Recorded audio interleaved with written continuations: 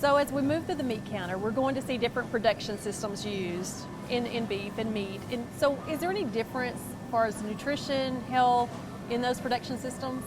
Right, so as you look at meat products, whether they come from any production systems, when we talk about production systems, labels that might kind of get people that thought are grass-fed, grain-fed, maybe from some specific supplier that has their name brand on it.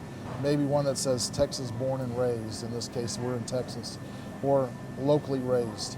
And I will tell you that through the research that I've seen, that there is zero difference in the nutritional healthfulness of any of those products.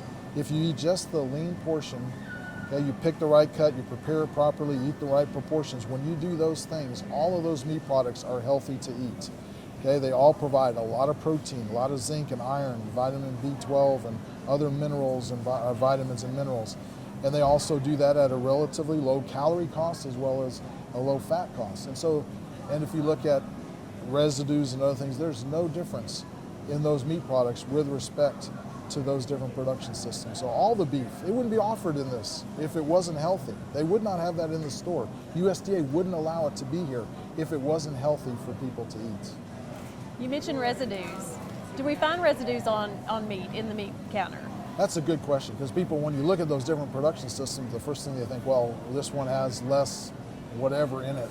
In reality, there's no difference, and there's a lot of data that has been put together to show that.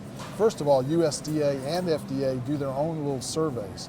FDA does the total diet study, where they go through retail grocery stores and they pick up products and they test for those things.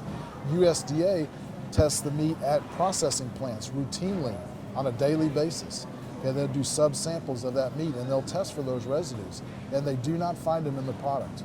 Now, I won't say they don't ever find them, because it is extremely rare, but occasionally there is. But when they do find it, they track it back and they get it corrected back at the ranch. Why is that? Because ranchers and farmers know that they are producing a food product for a customer, and they want that product to be healthful. If there's an issue ever, okay, it's going to be negative both on the ranch as well as the entire beef supply or chicken supply or whatever. So they have a whole host of things in place to make sure that their residues do not make it into the food chain. And we have data that would show that it does not do that.